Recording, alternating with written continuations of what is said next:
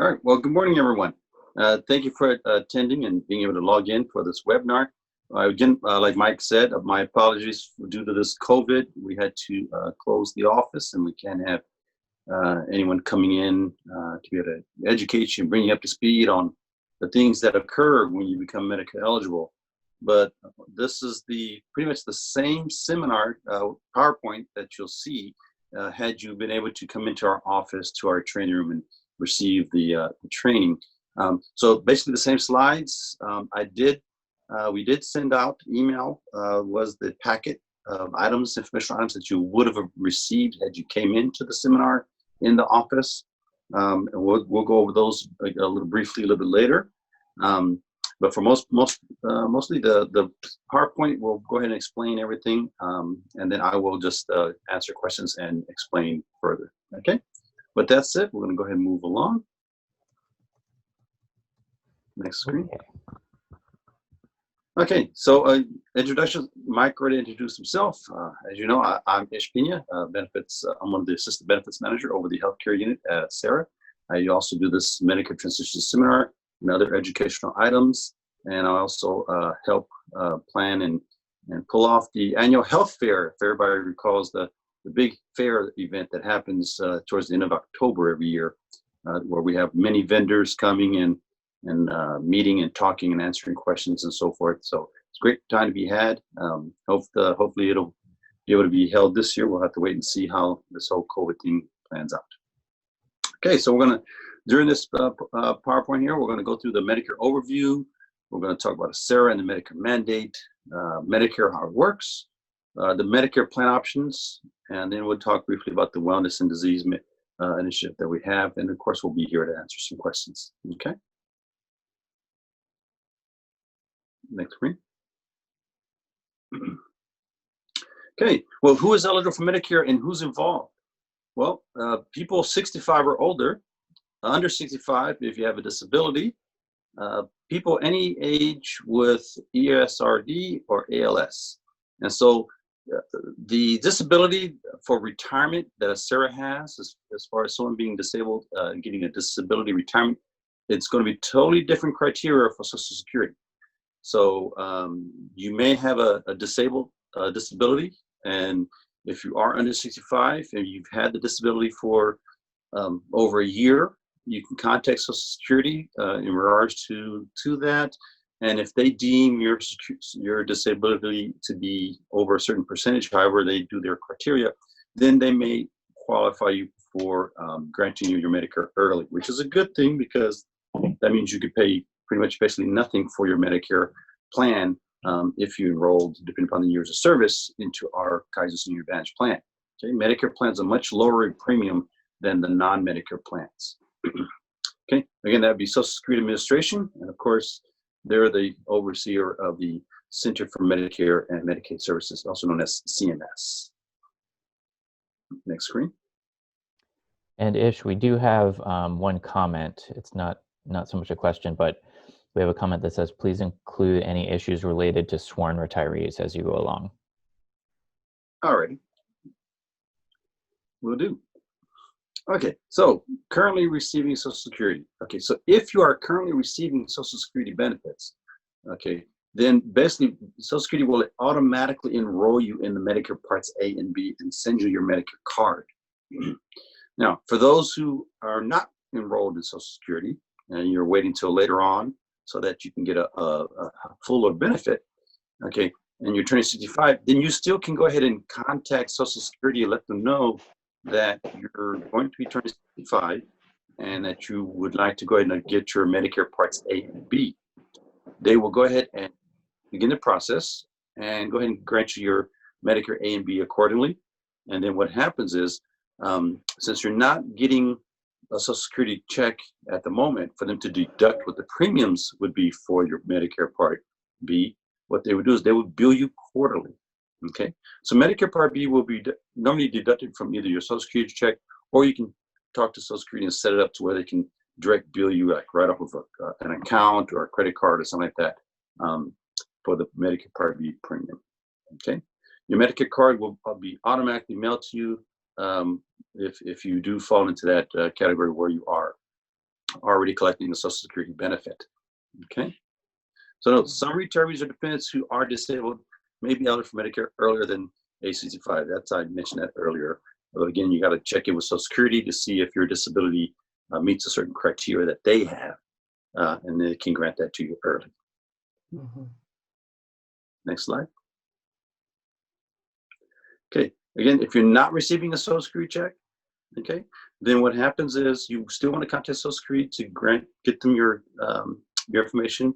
Most likely they already have all your information, but they can check just to make sure that everything is current. And that way they can go ahead and provide you your Medicare's Parts A and B at 65.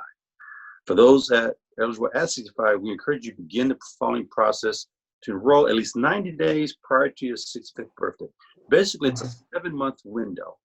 The month you turn 65, 3 months after, and then the 3 months prior to your 65th birthday, which is where that 90-day window comes in.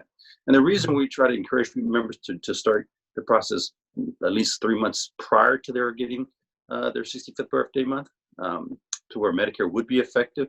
The Medicare is typically effective the first of the month in which you turn 65, unless your birthday falls on the first of the month, in which case Medicare will grant your Medicare the month prior. Okay? So the reason we want you to try and start this process soon like this is so that you can go ahead and get your Medicare, complete your medical forms to enroll into the plan you wish to get. That way we can then supply the forms to the necessary carrier, for example, Kaiser. We would provide your forms to Kaiser. That way they can contact Medicare. Medicare is the driver. They would be the ones to review that and then give the approval for the effective date for you to transition over to the Kaiser Senior Advantage plan. Mhm. Sometimes Medicare is pretty timely, and sometimes they're not. But we would have to wait until they provide that approval date to Kaiser. Kaiser then reports it to us, and then my team goes ahead and changes the premium deduction on your monthly benefit. Okay? So if for whatever reason, and this does happen, let's say you're going to be getting Medicare as of, let's say, like June 1st. And we're now in June, approaching July, we're going into July, and we have not received the report yet as far as the effective date approval. Okay, you would still see the standard HMO premium still coming out of your monthly benefit. Now, once we receive that report from Kaiser letting us know that, hey, Medicare has approved this person to be effective back to June 1st, then my team will go ahead and process the premium change and, of course, refund you any difference of monies that you are owed back. Okay? So we do recommend that you contact Social Security. There's the phone number there for Social Security. You can go into the office at Social Security to talk to someone. Probably not now because of this COVID thing. But it was walking in to a Social Security office was kind of like walking to the DMV. You're going to sit there for a long time. So I always encourage to call ahead and try to make an appointment. I don't think that they're open to where they're taking walk-ins at this time. So you may want to just give them a call, or you can also go online to start the process for those who are tech savvy to go through the process online to enroll for your Medicare Parts A and B. Okay. Next slide. Okay. So in regards to the CERS Medicare mandate, when you or your dependent become Medicare eligible, usually at age 65, in order to continue enrollment and receive the Medicare plan, you must complete the enrollment process into a CERS-sponsored Medicare plan. So basically, if like right now, if you're on our group plan, whether it's United Healthcare or our Kaiser plan, and you become Medicare eligible, if you're on Kaiser, then we would recommend you go on to the Kaiser Senior Advantage plan. I'll show you shortly, it's coming up, the premiums that shows you the cost of that plan. If you're on the United Healthcare and you become Medicare eligible, then you may want to either transition over to Kaiser Senior Advantage, or you have the option to going over to Contact Via Benefits, and they can enroll you into a Medicare plan of your choice over on that side. They have plans that are nationwide, and if you like your United Healthcare provider of services, you can always let them know that you want to remain with United Healthcare, and they will go ahead and assist you to enroll into a Medicare plan through United Healthcare. Now, those plans, United Healthcare is the big papa over everything. They own many, many different companies. So through United Healthcare, you may be enrolled into like an ARP plan or a Secure Horizon plan or something like that. But if you actually take a look at the name branding on that, you'll see in small print, it'll say a United Healthcare subsidy or division. Okay, United Healthcare owns many of these other different medical plans. Okay, so in regards to back to the mandate, this mandate is important because it allows members to go ahead and go into a Medicare plan and save money. And I'll show you in the slides that are coming up regarding how you can save money by going onto a Medicare plan. Currently, the carrier that we offer in-house for a Sarah Group plan, Kaiser Senior Advantage. And if you don't want to go into Kaiser Senior Advantage, then you want to contact Via Benefits, and we'll talk about that a little bit later. Next slide. Okay, before I move on, Ish, there is a question. And the question is, I'm over 65 and have Medicare Part A, but have held off on Part B as I'm still working for Alameda County. I plan to retire in August and want to know when I have to sign up for Part B in order to obtain Kaiser Senior Advantage or a Via Benefits plan. All right. Yes, we have many members that are like that in your situation. As you know, as a county employee, the county does not offer Medicare plans. They have their United Healthcare plan and they have their Kaiser plan.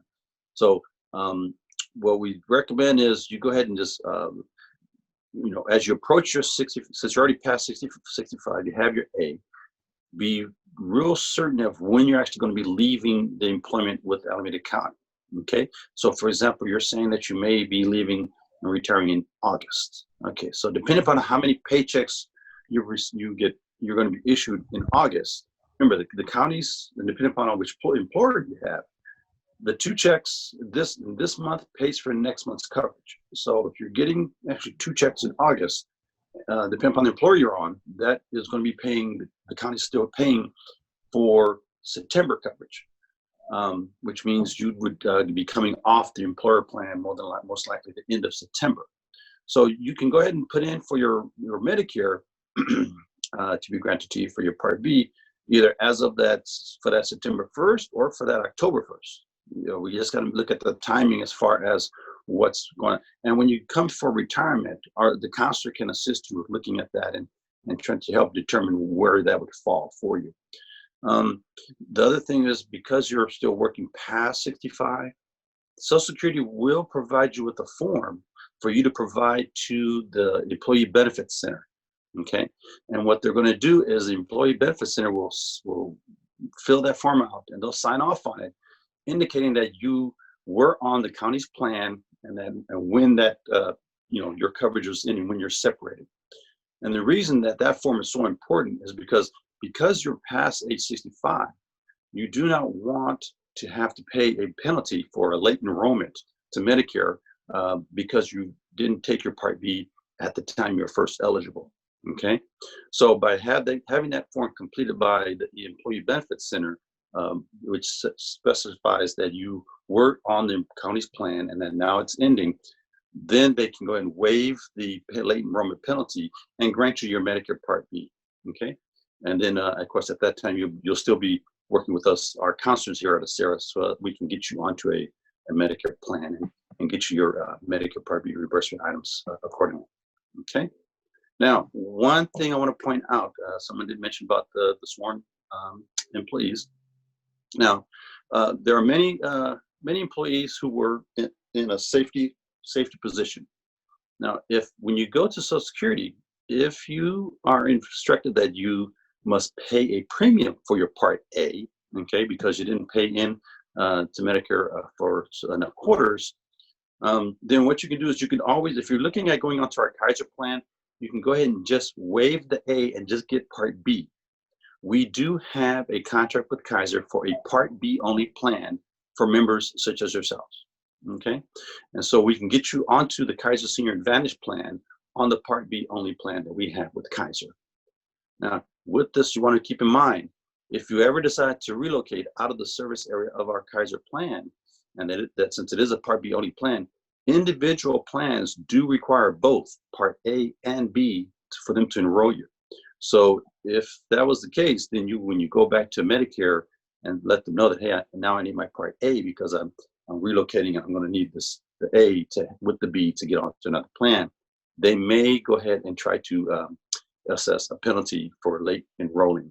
Okay, but you can always talk with Social Security in regards to your eligibility based on a spouse. So if you have a spouse and the spouse has paid in and they are eligible for Medicare, okay, there are criteria where you can qualify under their eligibility. Okay. Next slide. Okay, and there is one more question. I'm not sure if it relates to this slide or if it's something that you want to answer now or later, but I'll go ahead and read it. So this question is that Via Benefits told them that entering Medicare is the only time one can get supplements without a physical. I guess that might mean the supplemental plan without a physical. So the question is, if they want to try something other than Kaiser, now is the time. Is that true? Yes. Oh, and I think that's Yolanda in there. That was Yolanda. Yeah. Yep. Oh, I'm sorry. I didn't know if you could hear me. Yep. Go ahead. You want to take this one, Yolanda? Go ahead and answer this. Yes. So that is their eligibility into Medicare is the time that they can enroll in any supplemental plans. If they don't elect a supplemental plan at the time of eligibility, then they would have to, at a later date, do the qualifier with the medical assessment. Hey, Yolanda, it's a little hard to hear you. Is it possible to get closer to your microphone? Well, it's in my computer. It wouldn't give me a dial-up number, so I couldn't call in. So I don't know how to speak to it a little better. Okay. Can you hear me now? Yeah. Now you're louder. Maybe if Okay. you lean in. Yeah. So if you when you do become Medicare eligible, turning age 65, that is your qualifying period to enroll in the supplemental plan without any medical review. If you waive that at that time and enroll in, say, a Medicare Advantage plan, and then later elect to enroll in a supplemental plan, then you would have to do the medical underwriting. All right. So hopefully that answers your question, and let us know if you have follow-up questions. Next slide. Oh, okay. There is a follow-up. Can you come back to Kaiser without a physical? Yes. You can always, during open enrollment or qualifying event, you can always re-enroll back with the Sarah's Kaiser Senior Advantage Plan during a qualifying event. Yes. Great. Okay. Okay. Now here's where I was explaining about how you can save money by going onto a Medicare plan once you get Medicare. So here we're going to have a member with 17 years of service. This person is turning 65 and Medicare eligible. Under the Kaiser HMO, the current premium is $785.44. The MMA monthly subsidy that this person is eligible for from ACERA, which is 15 to 19 years of service, we would pay up to $433.99. This leaves an out-of-pocket difference of $351.45 to come out of this person's monthly retiree benefit. Okay, the same person becomes Medicare eligible, joins Kaiser Senior Advantage. The premium for that plan is $411.54. ACERA will subsidize the $411.54, leaving a zero out-of-pocket cost. So that means that $351.45 gets to remain on this person's monthly retirement check. Okay, that's a pretty good little chunk change just to be saving every month. In addition to that, under the Kaiser Senior Advantage plan, for the HMO, your copays are $15. Under the Senior Advantage plan, your copays drops down to $10. Now, depending upon how many medications a person's on, at $5 a pop, that adds up pretty quickly. Okay. All right. So, go ahead, Mike. Turn the page. So, what is Medicare Part A? Well, when you become Medicare eligible, Part A is what provides hospital insurance. Okay, it helps to pay for the Medicare-approved hospital stays, care in skilled nursing facilities, like rehab, long-term care, hospice care, home health care, although there are limitations, blood items, health care from qualified Medicare providers. You typically do not pay for Medicare Part A as long as you've had enough quarters, you paid in enough quarters and so forth. For those who may have to pay Part A, we do not reimburse towards the Part A. We only have a Medicare Part B reimbursement, and we're going to be coming up to that in just a moment. But again, if you're going to go onto our Kaiser Senior Advantage plan, you should be able to waive the Part A if they're trying to charge you for the Part A. Just get your B, and then we can still get you onto the Kaiser Senior Advantage plan and start saving you some of that money. Okay, next slide. So enrolling in Medicare Part A, again, Social Security, they're looking at 40 quarters, and then it's free with no premium for Part A. If you've only done 30 to 39, then they're going to want to charge you about $252 a month. 0 and up, we're going to $458 a month is what they're trying to charge for that Part A. So you see how it can pretty much cost you.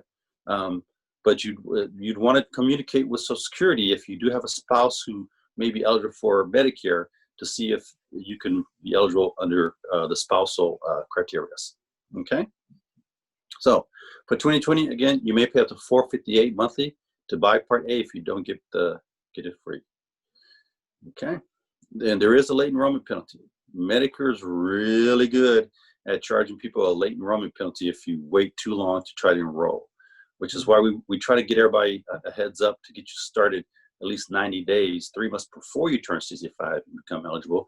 That way you can try to get everything done and in before they start looking at trying to charge you a late enrollment penalty. Okay, so again, you may have a higher premium. It all depends on what you're reporting to the IRS. They do a 2-year look back, and we're going to be talking about, I believe, in the upcoming slides. Go ahead and turn the screen. Okay. So what is Medicare Part B? Medicare Part B provides medical insurance. So it helps to pay for Medicare-approved doctor services, outpatient care, certain preventive cares, diagnostic tests, things like that, things that Part A doesn't cover, okay? You do pay a premium for the Part B coverage, okay? For most Medicare eligible individuals, the premium for 2020 this year, the base amount is $144.60. So if you're collecting a Social Security check, they will go ahead, they'll send you a letter saying, hey, we're granting your Medicare and your Social Security benefit will reduce down by this amount, okay? And so basically it's the Part B is what they're going to be taking out of that Social Security check. Now, you may pay a higher premium than the $144.60, but as Sarah, we will only reimburse $144.60 into your monthly retirement check, okay? It'll show up on your monthly benefit. If you ever look at your direct deposit statement from a Sarah, on the right, on the left side, in the box, top box, you'll see it says base amount. Then there's a line that shows your cost of living. And then below that, you'll see a new line that says MBRP, Medicare Part B Reimbursement Plan. And you'll see a $144.60 credit that we'll be granting to you. Okay. Now, this does not mean that we are paying Medicare for you. You are still responsible for paying your Medicare premium direct to Medicare. Okay. They're taking it out of your pocket on that side, but here at your pocket with the Sarah, we're giving you $144.60. Okay. So for those who are not collecting the Social Security check, who are getting billed by Medicare for your Medicare, they do it on a 3-month basis. Okay. So they'll bill you for 3 months, but every month we are giving you the $144.60. So it pretty much is a wash. Okay. All right. Next screen. Okay. Enrolling in Medicare Parts A and B. Okay. If one is already getting Social Security benefits, again, it's automatic. You're pretty much set. We still encourage that you give them a call just to touch base to make sure that they have your current information. That way they can go ahead and get you going with the Medicare. Okay. Again, you can apply online at the Social Security. You can give them a call. Visit your local office, but like I said, I'm not sure if they're even taking any walk-ins at this time due to the COVID epidemic. So you can always give them a call and see if your local office is open. If you're going to try to do that, and if they are open, I highly recommend that you try and make an appointment because otherwise it's like going to the DMV. You better pack a lunch or two and 3 or 4 good books. Okay. So you want to fill out an application for enrollment in Medicare Part B, submit it in person, or you can go ahead and just send it in. I'm not sure what their protocol is right now due to COVID, or you can mail it to the nearest Social Security office. Okay. So again, completing the application form and submitting it does not automatically enroll you in Medicare Part B. So you want to make sure that you get confirmation from them that, hey, yes, they've gotten your items, they was received, and they're taking care of it. It's being processed. Okay. Next slide. All right. So enrolling in Medicare Part B at the right time is critical. Like I mentioned earlier, it's a 7-month window to enroll into the B. The 3 months before your 65th, the month of birth, and 3 months after. Okay. So you don't want to pay a late penalty. I tell you, they're real strict with the penalties. They really want to try to make some money back. Okay. So Social Security's enrollment period, if you missed the enrollment period, January through March each year, they have an enrollment period, but then you may apply, but that doesn't grant you the Medicare until July 1st of that year. Okay. That is when the Medicare will become effective. Okay.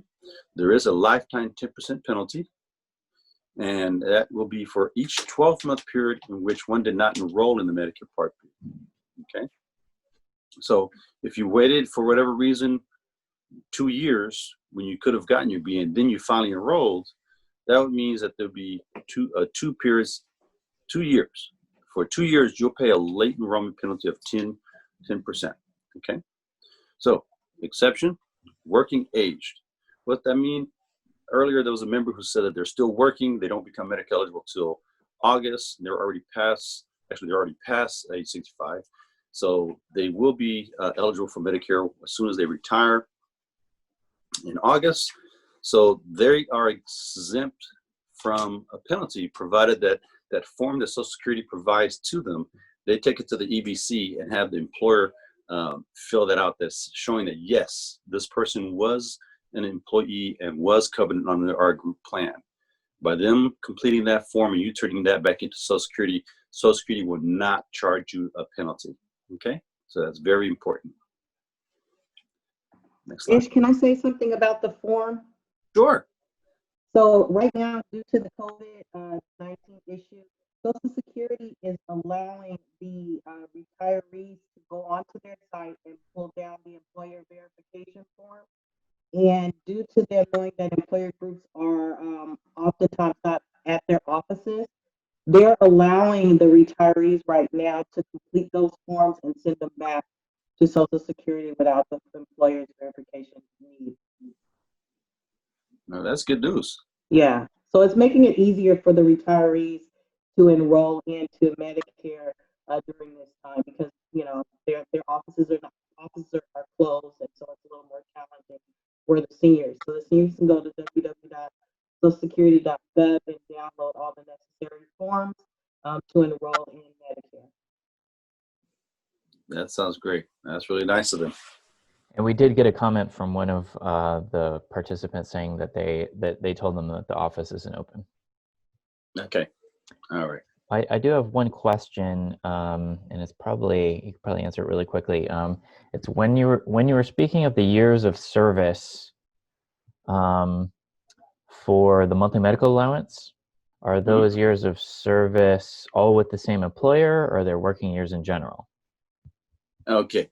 Regarding the years of service, Sarah, is you're based on your years of service that your benefit is calculated on. So, for example, everybody always have a little bit of leave off time there, because but by that I mean you may have worked. Let's say you actually physically worked with the county for 20 years. Okay, and this has happened before. I've been around for 30 years, and I've seen quite a bit out of Sarah. So we've had employees who have physically been 20 years of service, and they think, oh, cool, I got 20 years of service. And then they come over to try to do estimates and prepare for retirement. And when we do an audit, they actually only have, 17 or 18 or something. They don't have the full 20, or they may have 19 years. And then, well, how could that be? I actually work for 20. Well, earlier in their career, they may have worked part-time. Okay, so you figure if there are some employees who came on and worked part-time and then eventually became full-time and then became an eligible item, or they were full-time, dropped down to part-time for some reason during their career for a little while, maybe they went back to school or something, and then later on came back to full-time. So they don't have a full solid year. Time-wise, if we look at the dates, yeah, that's 20 years. But as far as hours that you work, days that you work, didn't add up to the full 20. So what we're looking at is how many years of service you've been paying into the SARA. Okay, usually it's very close. There are times where it's going to be off a little bit because someone may have gone out on an SDI. If you were injured and you went out on an SDI, then you remember the EDD is paying you 80% of your salary, right? And then the county's using your leave balances to make up the other 20% to keep you at 100% while you're out on that SDI. Okay, so technically, during that time, you may have been getting 100% of your pay, but during that time, you're also only accruing at 20% of your service time, not the full, full pay periods. So there are things that may modify what your actual service is. Okay, but we are looking at what your benefit years of service is with the SARA. I hope that answers the. Yeah, we have another question. Yes. If we don't enroll in Part B until 2 months after, do we remain on our current health care? I guess what's happening in those 2 months? Okay. During those 2 months, so let's say you're turning 65. Let's say you're turning 65 in July. You should be getting your Medicare and so forth. Okay. We're already reaching out to you to try and get you to do the Medicare item. Okay, to get everything situated. If for whatever reason things are delayed, it does take time to process certain things. And then with this COVID item, some offices and things are having issues where there's some delays and so forth. We are going to still keep you on the plan, okay, while we're working with you to try and get you all up to speed. We won't just cut you off, but we will be working with you to encourage you to get this done so that we can get you onto a correct plan. And the whole thing is, if you look back at the slide that I mentioned earlier about the Kaiser, the person who had 17 years of service, okay, their out of pocket was $351. Wouldn't you want to start saving that as soon as possible, or would you rather wait till that third, 7th month, right, and keep paying that extra $351 when you could have been saving that and keeping that in your own pocket? So we try and get you going as soon as possible, as early as possible, to get your Medicare so that we can get you changed over so you can start saving that money, keeping that money in your pocket. I hope that helps to clarify. Okay. So, one more question. Yes. Do you still need to fill out the application for Part B? Or sorry, the application from Social Security for Part B if you've already received your Medicare card? If they've already sent you your Medicare card, then they've already taken care of the automatic enrollment for you. Okay, so you don't have to worry about filling out the form and trying to send it back to apply for it because you have the card in possession. If the card says Part A and B, then you've been granted it automatically and you're good to go. All right. All right, Part B, avoid the penalties. Okay, again, if you delay enrollment in Part B, you're not covered by the employer plan.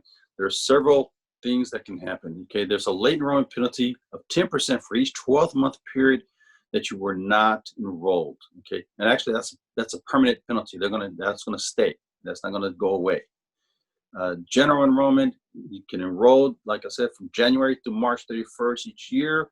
But then they won't grant it to you. It won't start until July. So during those 6 months, you're still paying a high premium of the non-Medicare plan. Remember, the non-Medicare plans are much higher in premium.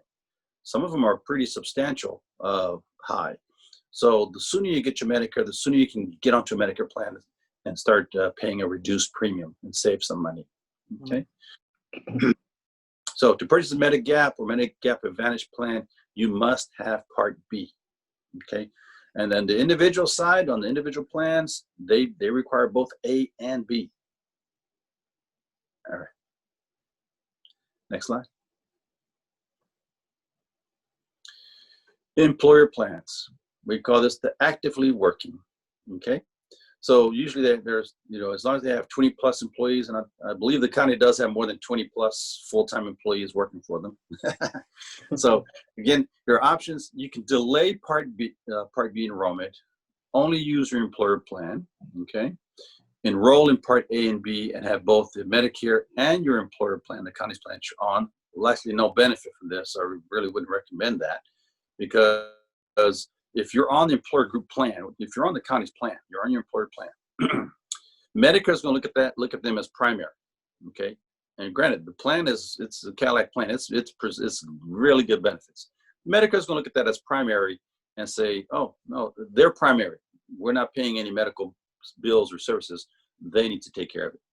But thank you for paying us, Medicare, a monthly premium, even though we're not going to pay anything of your services. So why give them money if you're on the county's employer plan?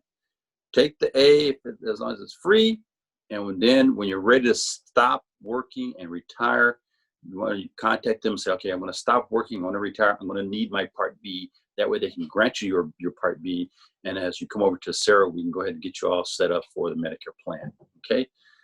I don't see a reason why paying Medicare premiums if they're not even going to pay anything because you're on the employer plan, okay? Of course, the last option is reject your employer plan, enroll in Medicare, and then supplement in another way. So I can't think of anybody that would want to tell the county, I know I'm working for you guys, I don't want the medical plan, I'm going to go get Medicare and just have Medicare so that Medicare can pay 80% of my medical services I have, and then I just have to, out of my own pocket, pay the other 20%. I don't see that happen. Okay. All right, next slide. Okay. Before we move on, we do have a question. Sure. And the question is, any continuum of care, in quotes, meaning currently with Kaiser but want to leave, will be in the middle of treatment for a condition during the birth month.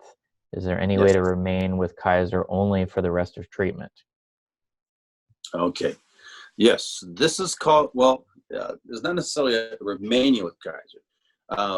What this is called a transition of care. So if for whatever reason, if you're on a carrier, let's say you're on United Healthcare, and you're in the middle of treatments for something and having services okay, there's a transition of care. So if you are moving over to another carrier, there is a form that would be filled out. I believe your medical provider would need to sign off on it, and it goes over to the plan. And basically what it does is it allows for the new plan that you're enrolling into to go ahead and take care of your medical services, but also the other plan that you're leaving, they are able to still field some of those items and assist to transition you over carefully so that your services and your treatments are not disrupted.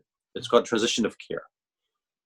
Okay, so but so at this age, I mean, if you're on United Healthcare, typically though most of those members do go over to a Medicare plan through via benefits to get a plan that's still through United Healthcare, so they can retain their providers.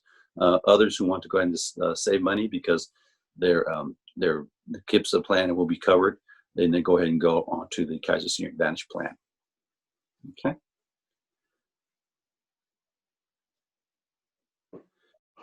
Okay, monthly Part B premium. Okay, so again, based on your 2-year, they do a 2-year look back. So we're in 2020. So if your income in 2018 falls somewhere within these guidelines here, you can look across and see what your 2020 Part B premium is going to be. So in 2018, if you filed individual tax return and you have 87,000 or less, okay, if you look across, your Part B premium, Medicare would charge you $144.60. Okay. Going further down, let's go further down. Like following individual, 136 to 163,000. Then Medicare is going to charge you $376 for your monthly Part B premium. Okay, so they do base it upon your income of what you reported to the IRS on a 2-year look back. Okay, now sometimes we have members who, for that particular year, they may have taken out some money from their deferred comp, or they cashed out an IRA. Sometimes a member may have sold some property, or they received some kind of inheritance. And so their tax reporting shows this large inflated figure, and it's just like that one-time animal, because they had that one experience, that they transaction that they had. So you can go ahead and communicate with Medicare in that, okay, this was a one-time thing. I sold a home, or I had an inheritance. That's not what my actual income really truly is.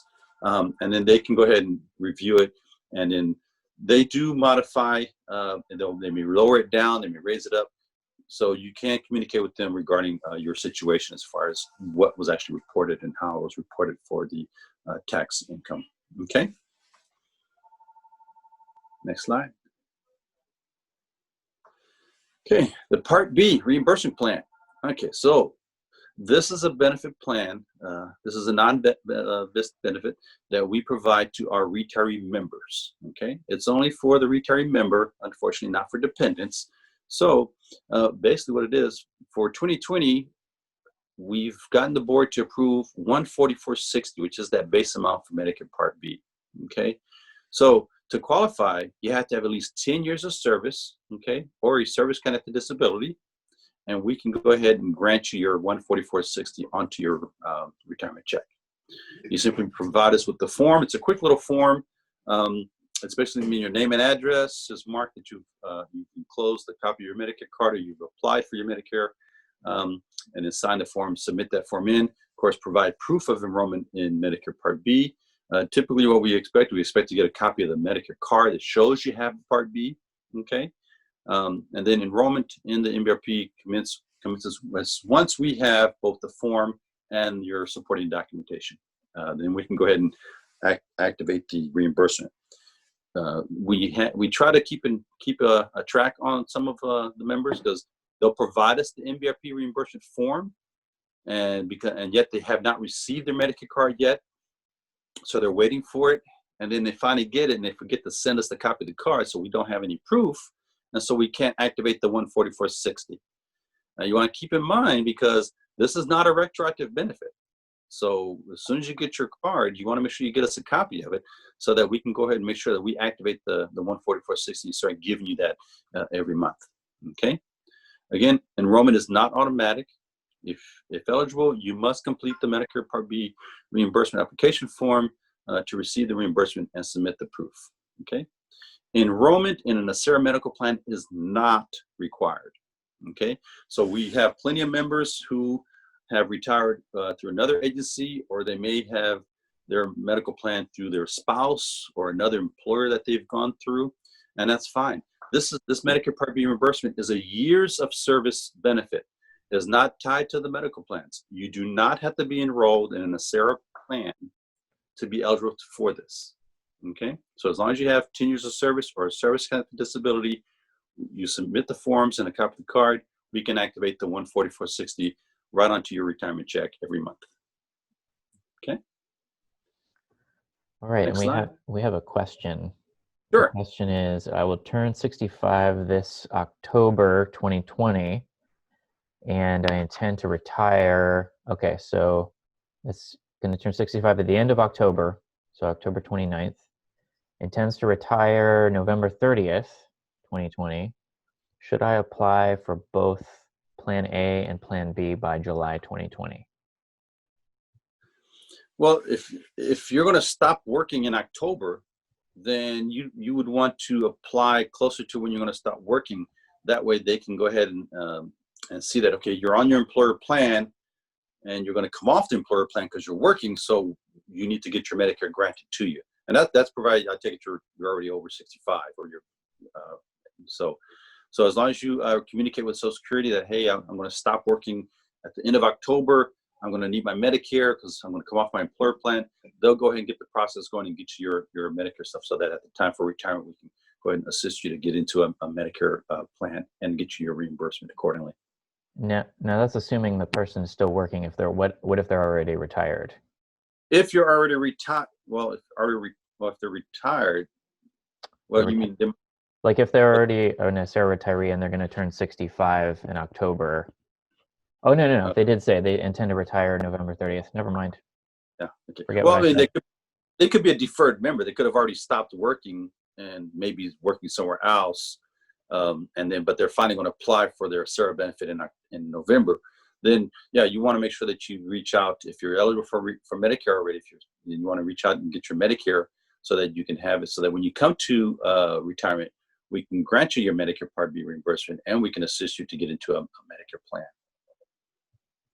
Okay. And just right out, just a FYI. So whenever you come to SARA to try to retire, our counselors are going to go over many of these things with you on the checklist. Okay, so they're going to make sure that they cover the items as far as, okay, are you Medicare eligible? Which medical plan did you like to go to? You know, they're going to ask you all these things and try to get you to become aware of certain things you need to make sure you take care of, so that as you come in and transition into being a retiree, we can make sure we got you all set up and and covered. Okay. And we're currently doing phone counseling only, but we might be opening that up soon. But we'll see what happens. Okay. All right. Medicare Part D. We've talked about Part A. We've talked about Part Part B. This is Part D. Part D is the prescription portion of Medicare. Okay. So the standard Part D plan, it did contain a donut. Okay, is what they called it, a donut hole. It was a coverage gap where beneficiaries were required to pay the full cost of their medications, even while they continued to pay premiums. In 2020, Medicare beneficiaries' out-of-pocket costs, when they exceed $4,020, they enter this gap, and this applies mainly to VIA benefits, Medigap, and PDP employees, not our Kaiser Senior Advantage enrollees. Okay, Part D is built in already. The prescription plan is built into our Kaiser Senior Advantage plan. So members, our Kaiser Senior Advantage enrollees, are exempt from the donut hole. Okay, so regardless, even if they reach that 4,020 as far as prescriptions during the year, they continue to only pay their $10 copay. Okay, so compared to other members, or once you reach that 4,020, then you no longer just pay your copay of whatever that was, whether it's $10 or $15. Now you're paying a 25% of what the cost is for the medication. Okay, it used to be a lot higher. In 2020, Medicare now pays 75% of the price of the generic RX, and you only pay 25% of the drug price. Okay, so they've kind of, basically what they're saying is this is how they've closed the donut hole. Okay, so for brand names in 2020, you'll pay no more than 25% of the price for the brand name drug, because 95% of the price of what you pay, less 70% of the manufacturer discount payment, will count as out-of-pocket costs, which will help you get out of that coverage gap. Okay. All right. So, for example, in 2020, Mrs. Anderson reaches the coverage gap in her Medicare drug plan. She goes to her pharmacy to fill a prescription for a covered brand name drug. The price of the drug is $60. There's a $2 dispensing fee that gets added to the cost. Mrs. Anderson pays 25% of the plan's cost for the drug and dispensing fee. So $62 plus times 25% is $15.50. Can you kind of see how that goes into play and keeps your costs down on those? And we have a couple of questions here. Okay. One question is, so if you have Kaiser Senior Advantage, you don't have to enroll in Part D separately? That is correct. The prescription plan, the Part D, the prescription plan offered through Kaiser Senior Advantage is better than Medicare Part D alone. So you don't have to apply for Medicare Part D because it's already built into the Senior Advantage plan. Okay, great. And the other question is, I turned 65 this month and I'm still working. I was told by the Employee Benefits Center that I didn't have to do anything related to Medicare. For example, completing any forms. Is that correct? Well, that's great for them on their side because remember, the county does not have Medicare plans. So, if you're on Kaiser, then you're going to stay on the Kaiser. They don't have a Kaiser Senior Advantage plan through the active employees county. Sarah has it for our retirees. So basically, yeah, you would do nothing. You just remain on the plan you have as long as you continue to be working for the county.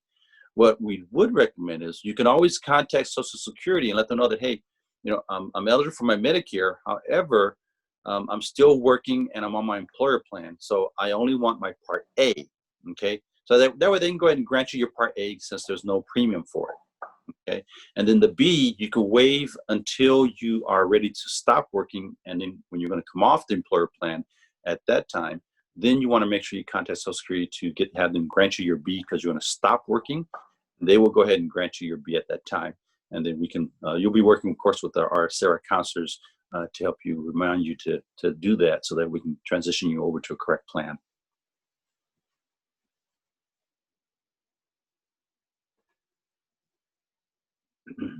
All right. So Part D premiums by income.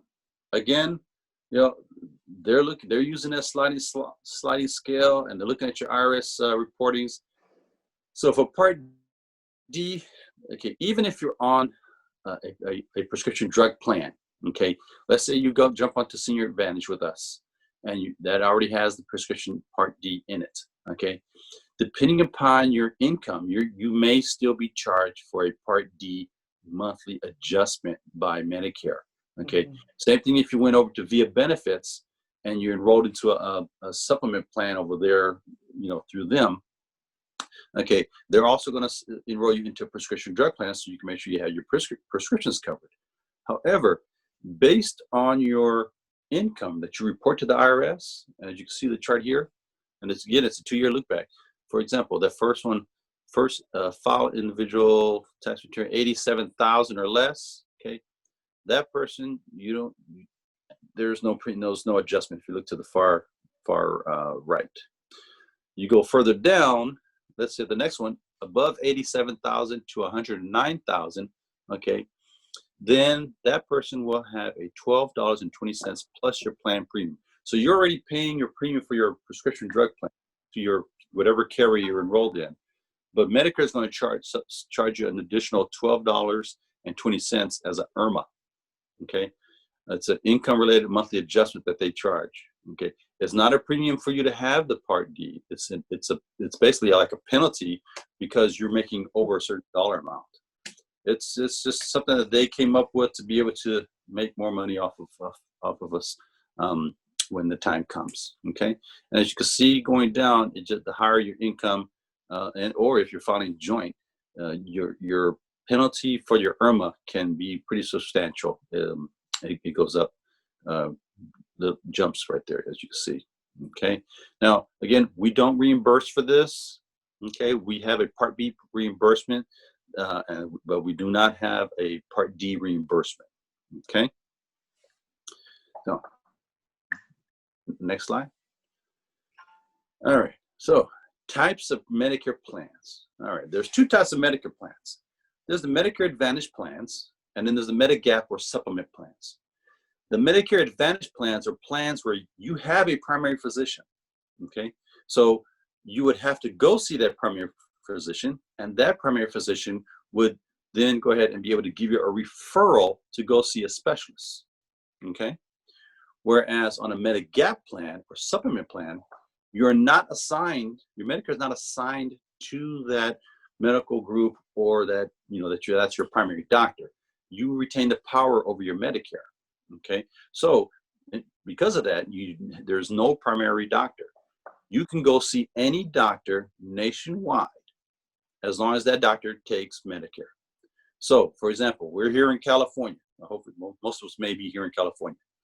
And something comes up and your doctor says, well, yeah, you need to have this done, and you say, okay, so, where's the specialist for that? The best specialist I can find. And that best specialist, let's say they're in Miami, okay? And you can contact that physician's office, say, hey, that specialist, I know you're in Miami. I have Medicare. Would you be able to see me and help me, get this taken care of? And they say, sure, not a problem. We take Medicare. Come on down. You can go ahead and get yourself over to sunny Miami, see that specialist based on the Medicare, and get yourself taken care of. You can see any doctor that takes Medicare nationwide if you're on a Medigap or supplement plan. Okay, you don't need a referral to do that. You can go see just if as long as they take Medicare, you're good to go. Okay. Now, on the Medicare Advantage plan, getting back to that one, your Medicare is assigned to a specific medical group, and you have a primary doctor. So if you went to your primary doctor and you're on a Medicare Advantage plan, and the doctor said, well, you need to have this and this and this done, and you're like, I don't think so. Let me go down the street over to this other doctor that my friend usually goes to and see what they have to say. Well, now you're going out of your the services of your plan. So Medicare is not going to pay for you to go see that other doctor, and of course your carrier is not going to pay that either. So basically, you're going to foot that bill yourself because your Medicare is assigned to your group. Okay, and you have a primary physician that you're assigned to. You can't just arbitrarily go get a second opinion somewhere else. Okay, so you have to stay within that carrier group. Okay, so I just want to make sure that everybody's clear on that. Now, on a Medicare Advantage plan, yes, you have copays, and your copays for your doctor's visits, copays for your prescriptions, copays for most items, and it's a specific copay. On the Medicare Medigap plan, supplement plans, you may have some copays, you may have some deductibles. It all depends on the level of plan that you select. Okay, there's several types of Medigap or supplement plans. Back a few years back, when Sarah offered a supplemental plan through United Healthcare, that plan was known as a Plan F, as in Frank. And that plan, the Plan Fs are pretty much a Cadillac plan. They're like the best of the best that you can get. Okay, the most comprehensive. So they did close the enrollments to the Plan Fs earlier last year.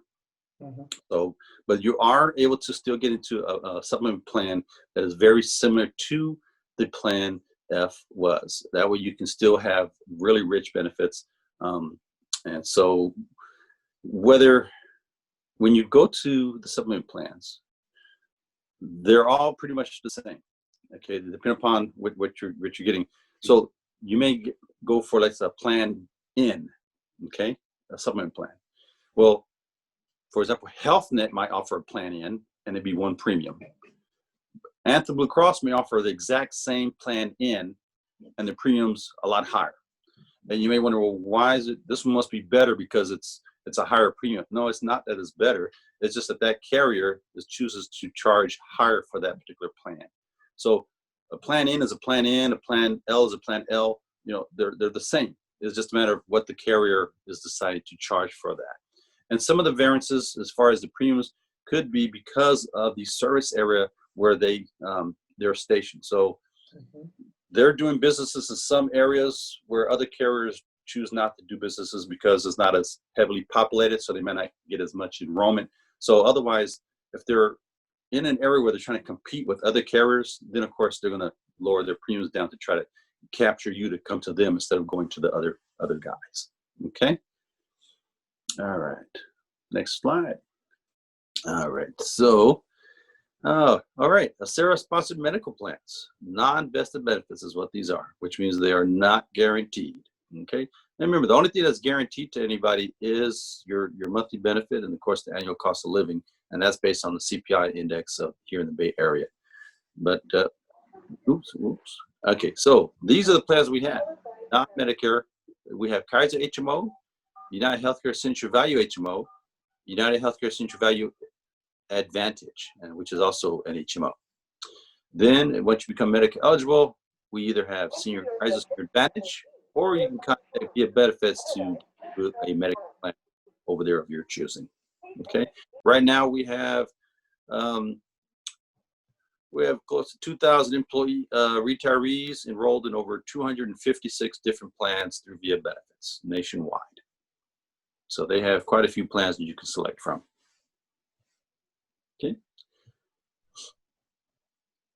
All right. Our Kaiser Senior Advantage plan.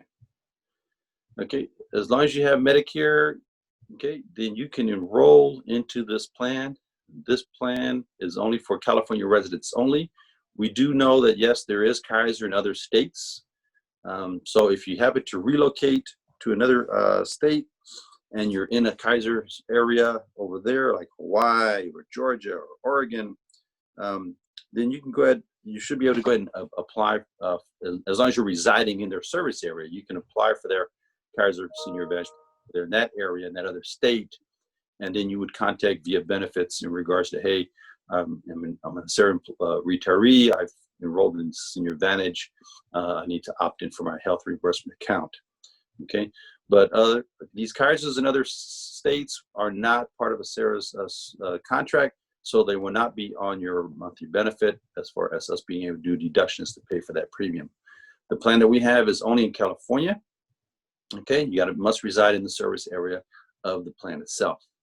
For 2020, by yourself, it's $411.54, and then we would subsidize accordingly. If you're eligible for a monthly medical allowance, we would subsidize accordingly. And right now, if you have at least 15 years of service, the entire $411.54 would be covered. So it would cost you nothing to have the plan. Okay. So yourself and your dependent, both with Medicare, it'd be $823.08. Of course, we would subsidize your costs accordingly. And so if we're paying the $411.54 for you, that leaves the $411.54 to come out of your benefit for your dependent to be on that same plan with you. Okay. So those are the types of costs, monthly costs that you can see of what the premium is. And these amounts here should reflect what the subsidy amount will be applied to because it's based upon your years of service. On the Senior Advantage plan, it offers a $10 copay for office visits, allergy treatments, hearing and vision exams, and immunizations. Okay. And you can be a Part B only. We do have Part B only if you are, like for example, if you're a safety member and you're being asked to pay for Part A, you can waive Part A, just get the B, and we can get you onto this plan so you can have your Kaiser Senior Advantage plan completely covered 100%. Okay. Next slide. Okay, VIA Benefits Medicare plans. Okay, so through the Medicare Exchange, they're not a SARA group plans. Okay, they are individual plans and will not appear on your monthly retirement statement from a SARA. So you contact VIA Benefits. It's basically like a phone interview. So they're going to ask you questions to identify that yes, you are the SARA retiree.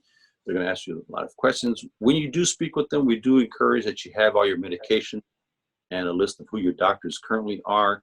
That way they can make sure that they have all the information they need to help you find a plan that best suits you in your area of wherever you are. Okay.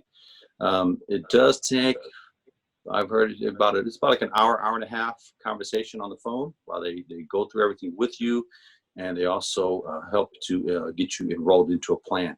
Okay. So you would be responsible for paying the premium directly to the carrier that you sign up with. Okay. Once you pay the premium to that carrier, that insurance carrier will then report to VIA Benefits, hey, we received the premium in this amount from this member. Okay. VIA Benefits would then take a look, confirm that yes, you are an SARA retiree. They'll take a look at the health reimbursement account that a SARA would create for you, and then they would pull money out of that health reimbursement account and reimburse you your premium. Okay. So at the time of this interview that you're doing for your enrollment, you want to make sure you talk to them regarding getting set up for auto pay and auto reimbursement. That way you don't have to fill out a claim form every month and send it in to VIA Benefits to get your reimbursement. They can set it up so it's an auto reimbursement. Okay, it automatically gets reimbursed right back to you. You can also set up for a direct deposit. That way your reimbursement is directly deposited right back to you, unless you prefer to go ahead and have a hard check mailed to you, your mailbox. Okay. So members and dependents are solely responsible to pay any premiums to those carriers to maintain that insurance carrier coverage. Okay. Members who are eligible for CERA's monthly medical allowance will be granted a health reimbursement account for their medical out-of-pocket expenses up to the qualified amount. Okay, so the health reimbursement account that we create for you over there is only for your items, you, the retiree member. So if your dependent goes and has services or has a lot of prescriptions and you paid out of pocket for those prescriptions, you can't submit to get reimbursed for your dependents' prescriptions and out-of-pocket items. Okay. Only the retiree members eligible to submit claims through the HRA for your out-of-pocket expenses for dependents are not reimbursed. And via benefits, they do have a good online item, so you can create your login with that, and you can submit your claim items through the website. You can check the status of a pending reimbursement. You can download claim forms. There's quite a bit you can do with them. They're pretty there to help you out and work with you. Okay. So Ish, we have 3 questions, and I think they're about the previous slide. So let me go back here. All right. Okay, so they're about Kaiser.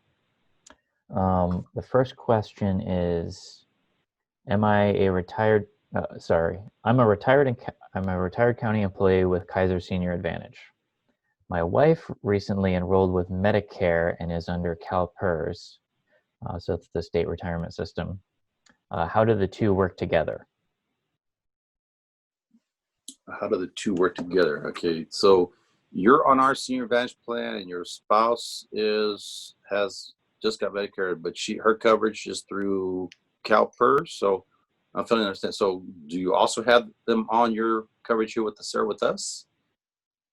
Yeah, because otherwise they would just be totally separate, right? Yeah, they're totally separate. So okay, so now that I understand, so you're the member and your spouse is on our plan, but the spouse also has now coverage through CalPERS, or has coverage through CalPERS, and now becomes Medicare eligible.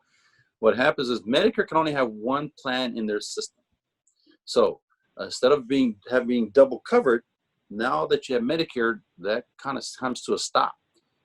So you're going to have to decide, are you going to be on our Senior Advantage here with our member, or are you going to go on a Medicare plan through your CalPERS benefit? Because Medicare can only have one plan in their system. Okay. For each person. For each person, right? So you're going to have to make a decision. I would really encourage you to compare both. There was a summary that was attached to the email invite for this webinar, the Kaiser Senior Advantage summary. It provides you with a list of the services and what the copays are and so forth. So you always want to compare that to what's being offered to you by the CalPERS plan. That way you can make a decision as far as which one would be best for you to go with. Okay, take a look at the copays, what are the premiums. So do all the comparisons. That way you can make a good decision as far as which plan you want to go with. Okay, so, and just in case you ask, let's say you do decide to leave our Senior Advantage Kaiser plan here with our member, and you go to your CalPERS plan, and you're over there with them, and for whatever reason you're not feeling it, don't like it, during open enrollment, our retiree member can go ahead and add you back on to our Senior Advantage plan over here. You can come back to our plan here during open enrollment if you decided to go to CalPERS and it didn't work out for you, didn't like it, you can come back. Open enrollment is a time where you can make changes, so you would be able to come back during open enrollment to our plan if you decide to do that. Okay, and then there's 2 questions here, both from the same person, which is that they are confused about the Medicare, the Kaiser Permanente Senior Advantage premium versus the Medicare Part B premium. So how are those two different, and do you pay both? You would pay both. For example, with Medicare, they had to have the Medicare Part B. They charge a premium to have the B. It has a premium, and you have to pay that to be able to have it. And you have to have Medicare Part B to be eligible to even enroll into Kaiser Senior Advantage plan. Okay, so yes, you're paying the premium for the Part B to Medicare, okay, to have it, And if you're the member and you have at least 10 years of service, we're subsidizing, remember the MBRP reimbursement, Medicare's charging you, let's say if they're charging you the $144.60, they're going to charge you for that. You go ahead and you pay that. But in your retirement check here, as long as you apply for the Medicare Part B, we're giving you an additional $144.60 to help offset what they're charging you over there. Okay, so we're giving you $144.60, they're charging you $144.60, so that's a wash. You got the premium here, $411.54 for Senior Advantage. Depending upon your years of service, if you have at least 15 or more, we're going to subsidize the entire $411.54. So basically, there's no money coming out of your pocket for that either. And if you have 10 or more years of service, there is a subsidy, but you have to pay a little out of pocket for this. But you still get the Medicare Part B reimbursement for $144, so you don't have to pay anything for that. That's correct. If you have less than 15 years of service, let's say you have 10 to 14 years of service, then we're only going to subsidize $289.33. So of the $411.54 for the Senior Advantage, we're going to subsidize $289.33, which leaves a monthly out of pocket for you to have the Senior Advantage of $122.21. And that's if you have less than 15 years of service. Okay, so we did this slide. So Yeah, we moving did this on. slide. Okay. VA benefits enrollment. Okay, so they do not have an office. You can't walk in and talk to somebody or anything like that. It's all done via phone. So it's a phone interview. So I highly encourage, if you have a cordless phone, make sure that puppy's charged. That way it doesn't die out on you when during your phone interview.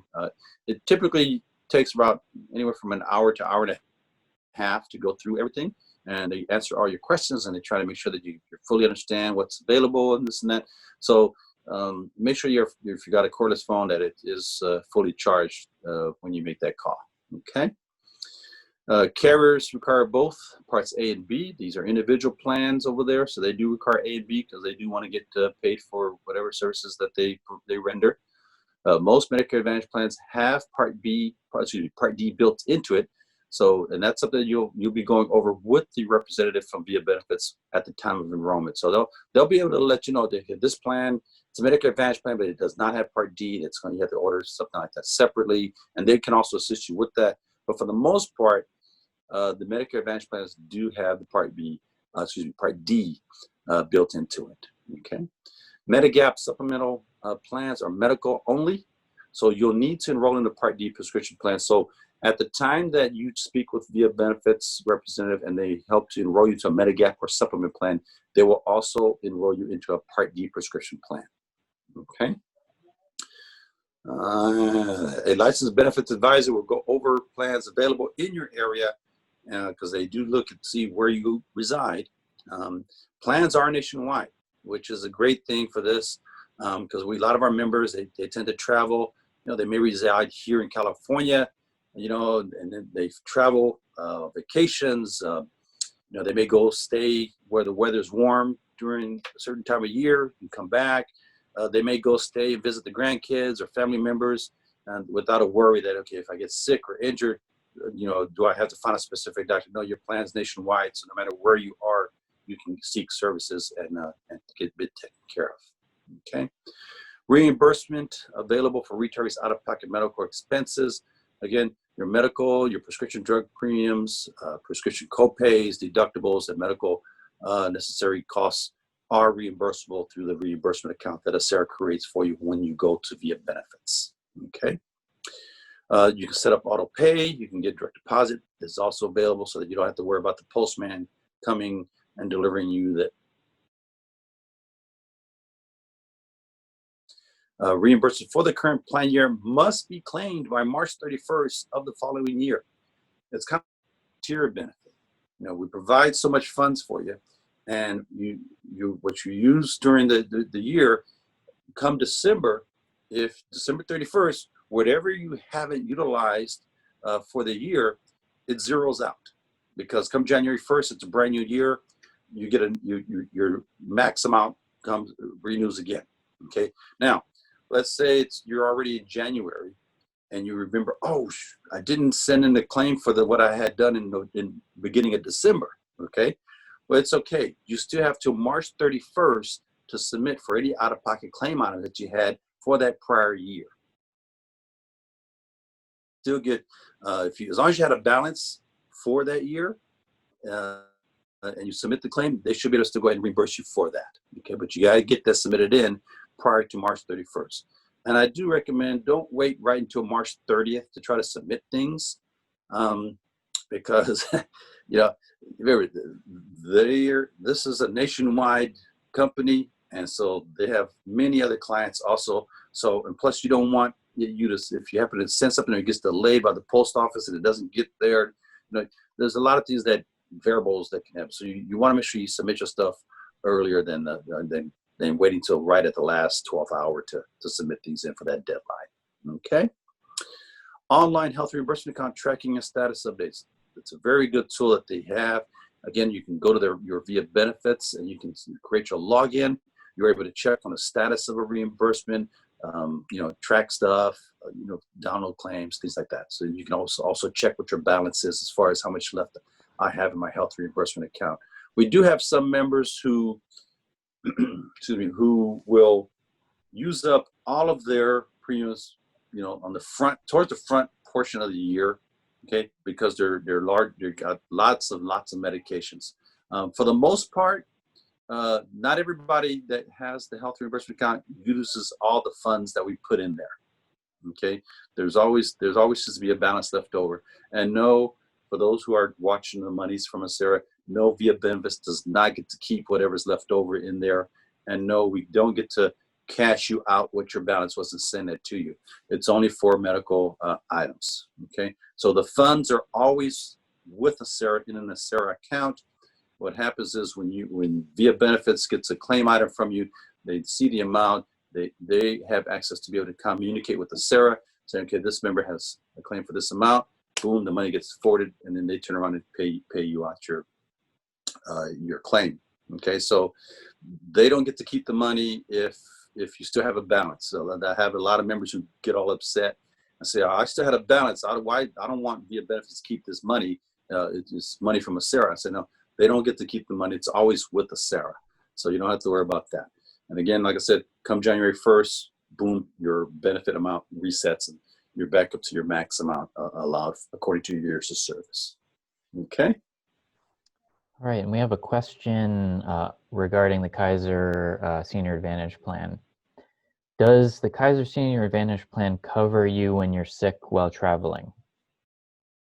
All plans have emergency services. So if you are out traveling and you become sick, you're encouraged to go to your nearest emergency facility, to emergency room, to get services and get taken care of. If it's something that's really bad, okay, of course, when you get there, you want to, provide them your Kaiser information card. There's a number on the back there where that facility can contact Kaiser and say, hey, we have one of your members here.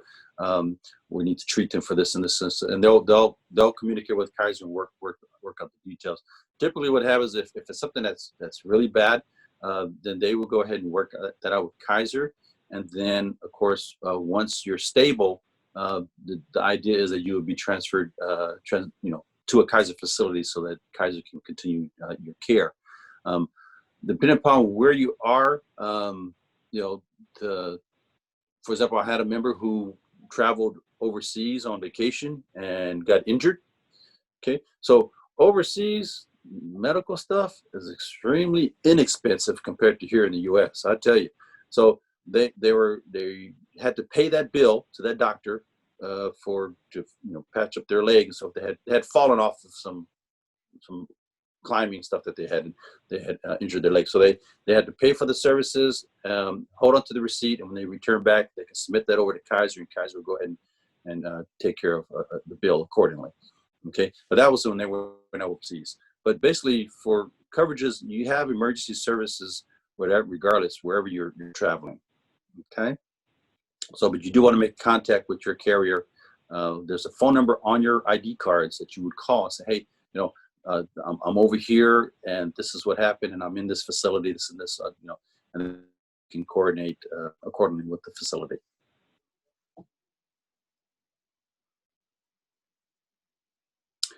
VIA Benefits Prescription Profiler. Okay, so if you're looking at going to VIA Benefits, you want to make sure that you have all your prescriptions when you're going to make that call to get enrolled. Okay, They have a very good data tool where they can enter your prescription. And what it does is it runs a compare against all the other prescription plans that are available that's out there. And then they're able to see, okay, well, your prescription A and B and C is only covered at this particular copay, and your D and F prescription is covered at this this copay. And they can do the comparison, and then you can make the decision, okay, well, this plan covers them at this copay, and this is the premium, and this one covers at these copay. That way you can make a good decision. Even while you're already in the plan, what happens now during open enrollment, which is of course at the end of the year, retirees, they're pretty happy with their plans, but we still tell them that you always check in. So what they do is, members have been calling in about mid-October. They'll contact Via Benefits in regards to their prescriptions. Because as you know, these pharmaceutical companies are making and creating stuff, and they're changing the tiers of medications and so forth, and the costs are changing. So you would check in with Via Benefits on your prescriptions, and they can run another comparison to see whether or not the prescription plan that you're on, is it still giving you the best bang for your dollar, okay?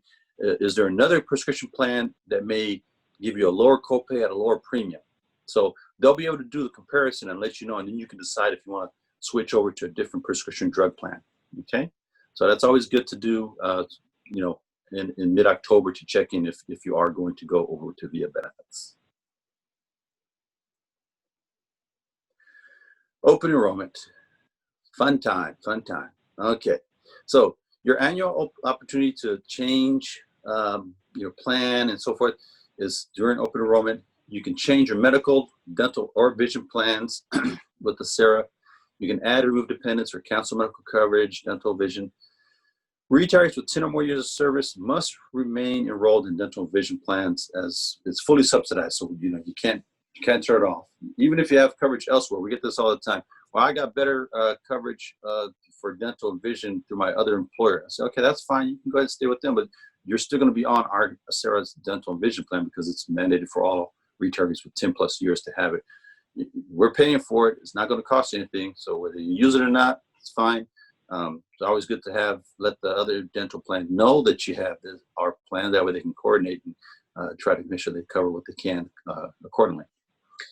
Our open enrollment for SARA occurs every November, and every November in early October, we send out a packet to everybody. Okay, and in there it has a little guidebook, the retiree guidebook for the benefit year that's coming up. Now, I highly recommend, even if you don't keep all the materials, or if you don't have any changes to make, at least keep the retiree guidebook.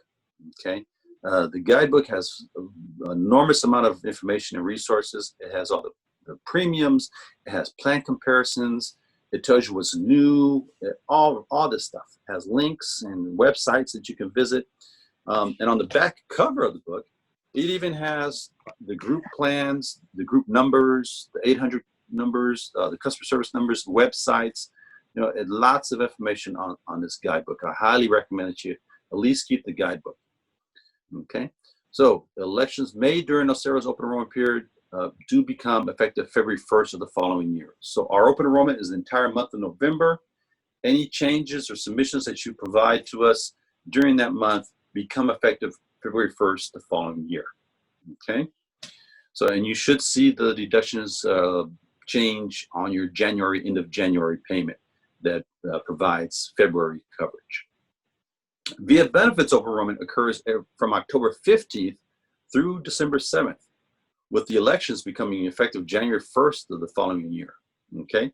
Because remember, these are individual plans, so they're not the same as far as our benefit year. SARA's benefit year runs from February 1st through January 31st. The benefit year over there with the benefits is a calendar year, so it's January 1st through December 31st, okay? Your monthly retirement allowance must be sufficient enough to cover the cost of the elected healthcare plans. Okay, so if you're, for whatever reason, your monthly benefit that we're paying you from SARA is not large enough for us to accommodate the two-party or even the family party premium that you're trying to enroll into, then we can't enroll that. We can't have that happen for you. You can't enroll or add those dependents if you don't have a large enough benefit. Okay, just the FYI on that.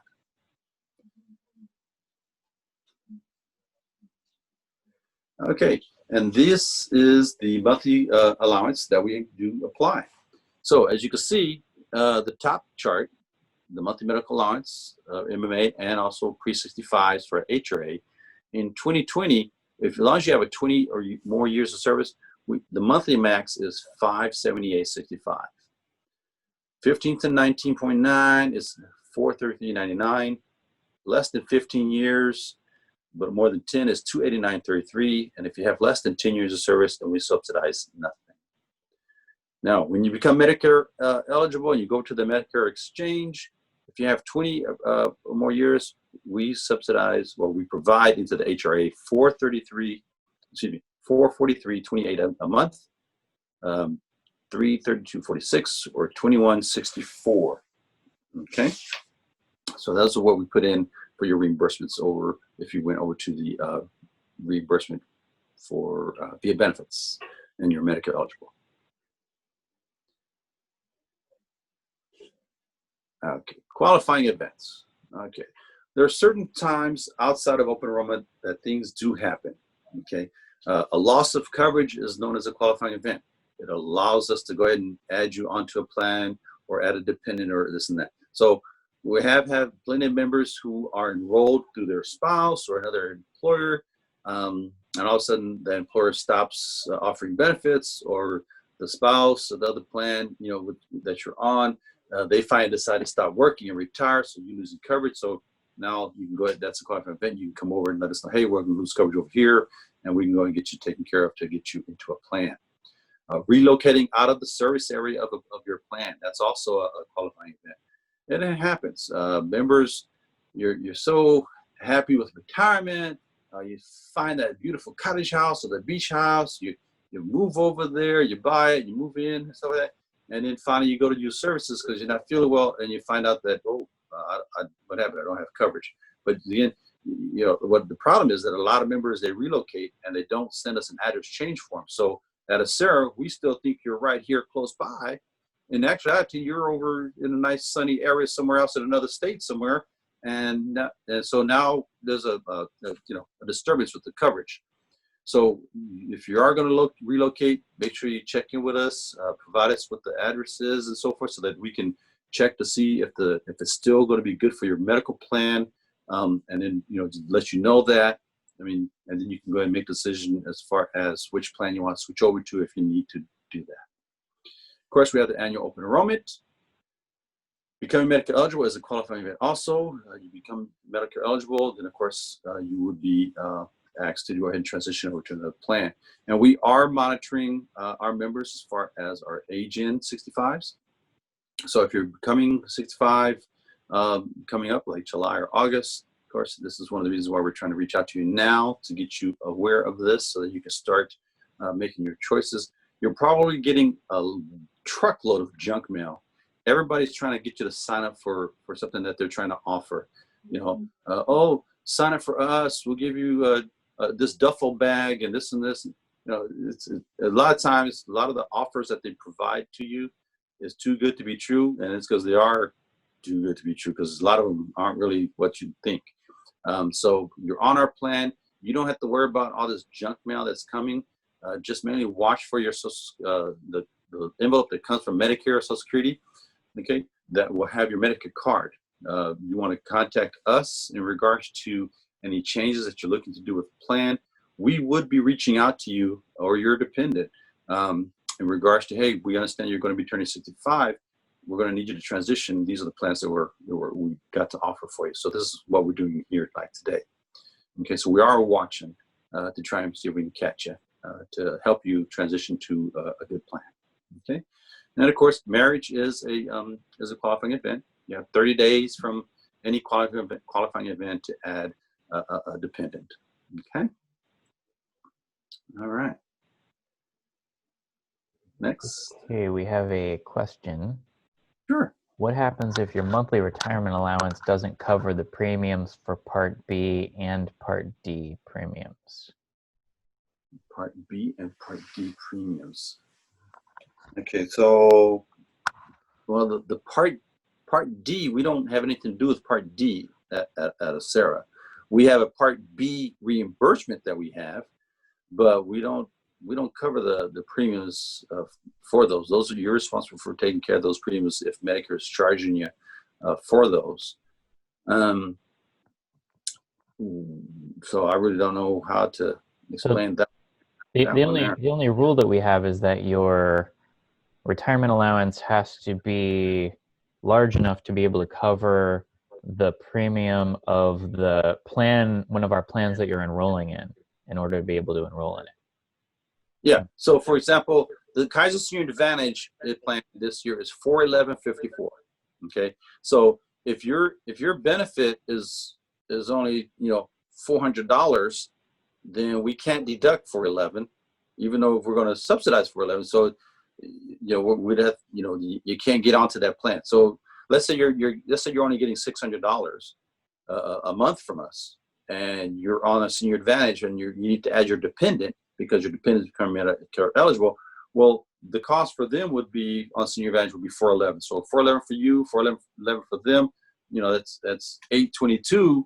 You're only getting $600. You can't add your dependent on because your benefit's not large enough to do the deduction of a two-part. So hopefully that answers your question. I saw you raise your hand there for a minute, but let us know if you need a follow-up to that.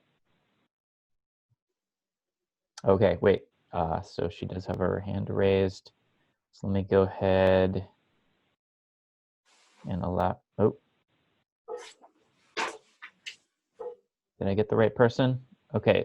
No, actually I didn't. Okay, so here we go. Hang on. Sorry, I'm new Okay, at can you this. hear me now? Okay, there we go. Yes. So it sounds like I could still get the insurance, but I won't be, not a second.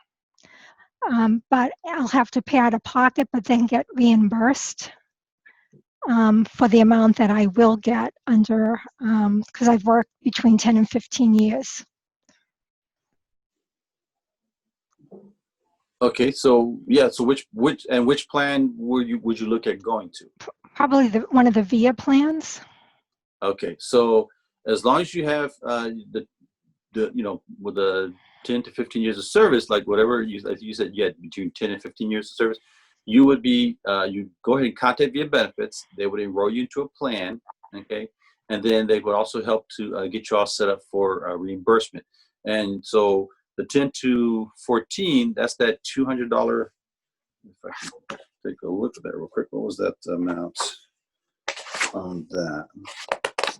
10 to 14. Where's that chart? Find a chart here. $221.64. Yeah, that would be the amount that would go into your health reimbursement account to help offset any items that you submit in to get reimbursed for. So that would go in monthly. So and just so you know, the Medicare plans on the individual side are a lot lower than the standard non-Medicare plans. For example, we got some members are on Advantage plans. Some actual Advantage plans have no premium.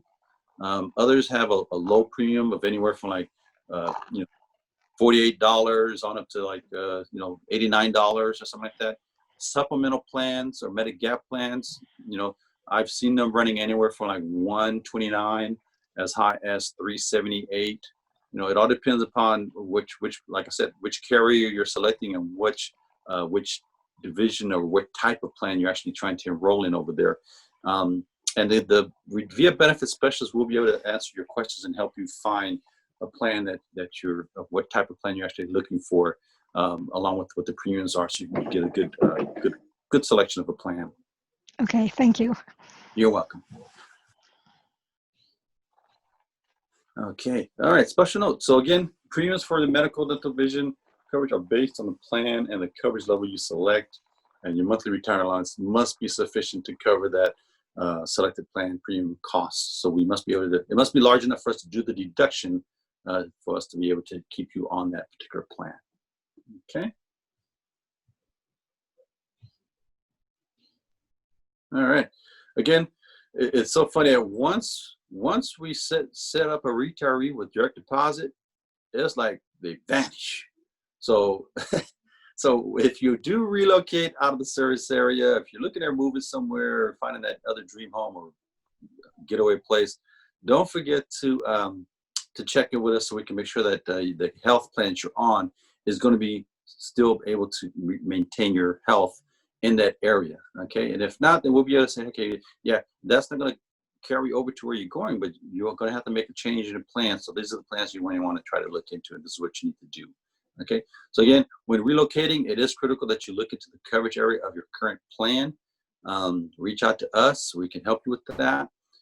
You may reach out either through email or give us a call, and we can go ahead and assist you with that. You must complete an ACERA address change form to update your record. Only assign, you need to have your signature, okay? Because we don't want to have someone else who's pretending to be you to submit an address change, and all of a sudden whatever we have is actually going to this other person. So it does require your signature. Retirees who reside outside of California may not be required to pay California state taxes. So if you did relocate out of California, you want to make sure you submit a California state tax form to have us not take California state taxes out of your monthly benefit, because you don't want to get those happy letters from Mr. IRS man. Okay. Remember to send ACERA a completed ACERA address change form and name change request form, which can be found at our website at www.acera.org/forms, or you can simply just give us a call and let our representative know that, hey, you need an address change form mailed to you, and they'll just go ahead and just put one in the mail to you and mail it out to you. Okay, that's simple. Again, we're always here to help. You may email info@acera.org. When you do that, just put in there that it's a medical problem, question, health question, dental question, whatever it is. They'll get that over to a representative healthcare unit, and then we will take a look at that, get the plan, and get you all taken care of. Okay, so that's pretty much the end of the show. But we're here to answer any questions you may have.